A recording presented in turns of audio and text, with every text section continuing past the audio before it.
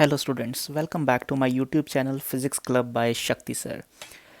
आज के इस लेक्चर में हम बात करेंगे कॉन्सेप्ट ऑफ टर्निंग बैक का, कि जब भी कोई ऑब्जेक्ट मूव करता है रास्ते में और उसके बाद वो किसी टी वैल्यू पे आके रुकता है और रुकने के बाद वापस आता है, तो किस तरह से उसका डिस्प्लेसमेंट और डिस्टेंस कैलकुलेट किया जाता है। तो जैसे कि आप एक डायग्राम देख सकते हैं, इस डायग्राम में आप देख सकते हैं कि मेरे पास एक ऑब्जेक्ट है और उसको मैं लिख रहा हूँ ए पोजीशन पे। ये इनिशियल सिचुएशन है, यहाँ पर t equals to 0 second, right.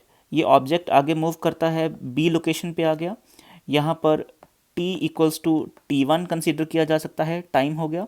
फिर b पे इसकी वेलोसिटी लेट से 0 हो गई और ये वापस आना शुरू हुआ, वापस आएगा c लोकेशन पे और c लोकेशन पे टाइम हो गया t इक्वल्स टू t2।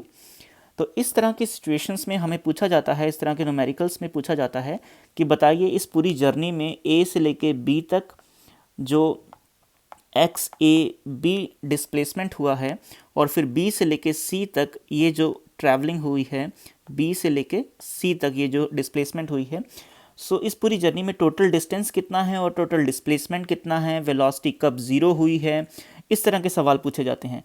तो इन शॉर्ट यहाँ पर अगर हम बात करते हैं तो टोटल डिस्टेंस की बात करें अगर, तो डिस्टेंस तो हमारे पास हो जाएगा x A B plus x B C, ये हो जाएगा हमारे पास टोटल डिस्टेंस, राइट।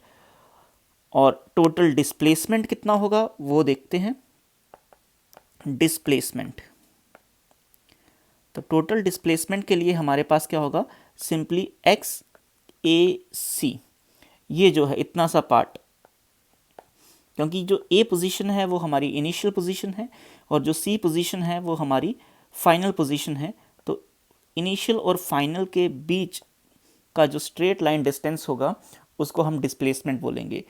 तो ऐसे सवाल काफ़ी इंटरेस्टिंग होते हैं, आते भी हैं, और शुरुआती दिनों में हमें इनको सॉल्व करने में थोड़ी दिक्कत भी होती है। तो चलिए इस तरह के क्वेश्चन को एक एग्जाम्पल के साथ सीखते हैं।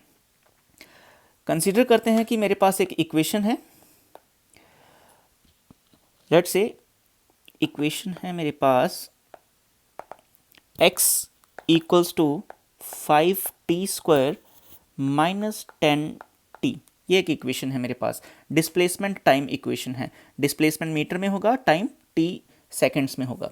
ओके, सो इस क्वेश्चन में मेरे को आपसे पूछ लिया जाता है कि बताओ 3 सेकेंड्स में कितना डिस्टेंस था और कितनी डिस्प्लेसमेंट थी। Find the distance and displacement in first 3 seconds, in first 3 seconds। ये एक छोटा सा एग्जाम्पल है लेकिन इसको सॉल्व करेंगे धीरे धीरे। चलिए अब देखो, इसको सॉल्व करने के लिए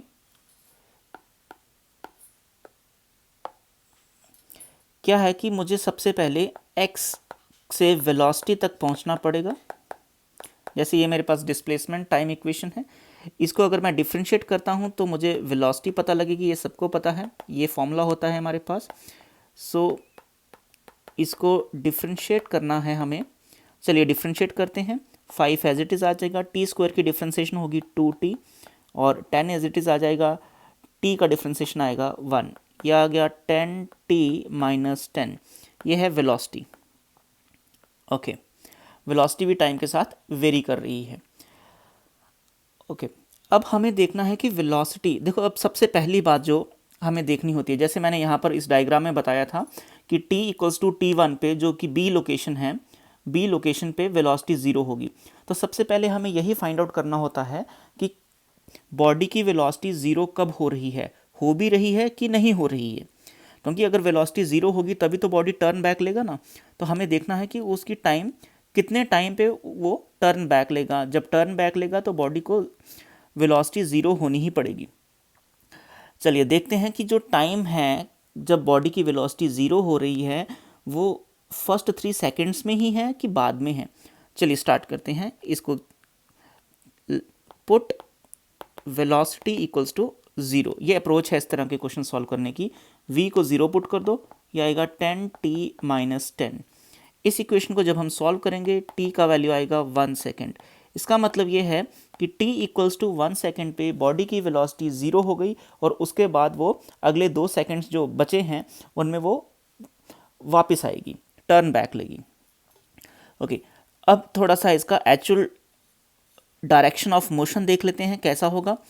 सो हमारे पास जो x की इक्वेशन थी x is equal to 5t² minus 10t, तो देखते हैं x equals to 5t² minus 10t। एक और बात मैं आपको बता दूं, ये जो टाइम है t इक्वल्स टू 1 सेकेंड आया है, ये 0 से लेके 3 सेकेंड के इंटरवल के बीच है, इसलिए जो क्वेश्चन होगा वो कॉन्सेप्ट ऑफ टर्निंग बैक का होगा। ऐसी सिचुएशन में डिस्टेंस और डिस्प्लेसमेंट अलग अलग आते हैं। अगर यही टाइम 4 सेकेंड आ जाता तो 4 सेकेंड तो 0 और 3 सेकेंड के टाइम इंटरवल से बाहर था ना, तो फर्स्ट 3 सेकेंड्स में डिस्टेंस और डिस्प्लेसमेंट दोनों की वैल्यू सेम ही रहती, क्योंकि बॉडी टर्न बैक तो ले रही है लेकिन 4 सेकेंड पे जाके ले रही है। हमें 4 सेकेंड का सवाल ही नहीं पूछा गया, हमें क्वेश्चन पूछा गया फर्स्ट 3 सेकेंड का। फर्स्ट 3 सेकेंड में बॉडी एक ही डायरेक्शन में जा रही थी, तो उसके लिए जो उसका डिस्टेंस और डिस्प्लेसमेंट था दोनों सेम थे, राइट। लेकिन इस क्वेश्चन में body t equals to 1 second पे टर्न बैक लेगी, सो डिस्टेंस और डिस्प्लेसमेंट यहाँ पर अलग अलग होंगे। चलिए, इस क्वेश्चन में अगर मैं यहाँ पर t इक्वल्स टू 0 पुट करता हूँ इस इक्वेशन में, तो x की वैल्यू क्या आएगी, 0 आ जाएगी। इसका मतलब इनिशियली बॉडी कहाँ पर थी, इनिशियली जो बॉडी थी वो यहाँ पर थी x इक्वल्स टू 0 पे, t इक्वल्स टू 0 की सिचुएशन पे, राइट। t इक्वल्स टू 1 पे देखते हैं कहाँ पर हुई, t इक्वल्स टू 1 पे x क्या होगा, 5, 1 का स्क्वायर माइनस 10, 1। जब हम इसको सॉल्व करते हैं तो ये कुछ ऐसा आएगा, x इक्वल्स टू -5 मीटर। इसका मतलब जब t इक्वल्स टू 1 आया तो ऑब्जेक्ट कहाँ पर आ गया था, यहाँ कहीं आ गया था, यहाँ पर। तो x की वैल्यू यहाँ पर कितनी थी, -5 मीटर थी। टाइम कितना था यहाँ पर, t इक्वल्स टू 1 सेकेंड था। तो बॉडी, आपने देखा बॉडी किस डायरेक्शन में मूव की, बॉडी इनिशियली इधर चली है, -x एक्सिस के लॉन्ग बॉडी मूव की है। कितना बॉडी मूव किया है, 5 मीटर मूव किया है नेगेटिव डायरेक्शन में। ओके, अब हमें देखना है कि t इक्वल्स टू 3 सेकेंड्स पे, t इक्वल्स टू 3 सेकेंड्स पे x कितना था। तो यहाँ पर 3 पुट करते हैं इक्वेशन में, 3 का स्क्वायर माइनस 10 इंटू 3, तो ये आ जाएगा ऐसे, x इक्वल्स टू 9 5 जा 45 minus 30, so x equals to 15 metre. Positive answer आया है, x इक्वल्स टू 15 आया है। इसका मतलब ये है कि अब ऑब्जेक्ट जो है यहाँ कहीं आ चुका है, यहाँ कहीं आ चुका है और 15 मीटर पे है। x की वैल्यू क्या है, x इक्वल्स टू 15 मीटर है। टाइम कितना है, 3 सेकेंड्स है। ओके, इसका मतलब 0 से लेके ये जो है ये हो गया 15 मीटर। All right, okay. सो पहले बॉडी किधर चली थी, पहले बॉडी A से गई B पे, फिर B से कहाँ पर आई, फिर B से आ गई बॉडी C पे आ गई, ऐसे। तो अब हमें इस डायग्राम को देख के बताना है कि कितना डिस्टेंस हुआ और कितना डिस्प्लेसमेंट हुआ है। चलिए देखते हैं वन बाय वन। तो देखिए A से B पे जब आई तो कितना चली बॉडी, 5 मीटर चली, ठीक है। फिर B से A पर आएगी, कितना चल के वापस आएगी, 5 मीटर चल के आएगी। फिर A से C पे कितना है, 15 मीटर है। तो पहले तो वो ऐसे गई इस तरह से, फिर वो ऐसे गई इस डायरेक्शन में, और उसके बाद आगे यहाँ तक गई है। तो आप देख सकते हैं, तो टोटल कितना हो गया, 5 metre plus 5 metre plus 15 metre, तो टोटल डिस्टेंस कितना हो गया, 25। टोटल डिस्टेंस हो गया यहाँ पर 5 + 5 + 15 equals to 25 metre x total, या डिस्टेंस जो है टोटल। कितना टाइम लिया, 3 सेकेंड्स लिए इसने ना। तो आपसे यहाँ पर एवरेज स्पीड भी पूछ लिया जा सकता है, एवरेज स्पीड बताओ। तो एवरेज स्पीड क्या होता है, एवरेज स्पीड तो होता है total distance divided by total time, ये होता है एवरेज स्पीड। तो टोटल डिस्टेंस देख लो कितना है, टोटल डिस्टेंस हो गया 25 मीटर और टाइम हो गया 3। ये आएगा आपके पास मीटर पर सेकंड स्क्वायर में एवरेज स्पीड। ओके, एक तो ये सवाल हो गया। अब आपसे एवरेज वेलोसिटी भी पूछ लिया जा सकता है कि एवरेज वेलोसिटी कितनी होगी। एवरेज वेलोसिटी के लिए देखो, आपसे डायरेक्टली एवरेज वेलोसिटी और एवरेज स्पीड ही पूछा जाता है, तो आपको सबसे पहले इक्वेशन देख के डिसाइड करना होता है कि बॉडी टर्न बैक ले रही है कि नहीं ले रही है। एवरेज वेलोसिटी का फार्मूला आप सबको पता है क्या होगा। एवरेज वेलोसिटी होती है टोटल डिस्प्लेसमेंट डिवाइडेड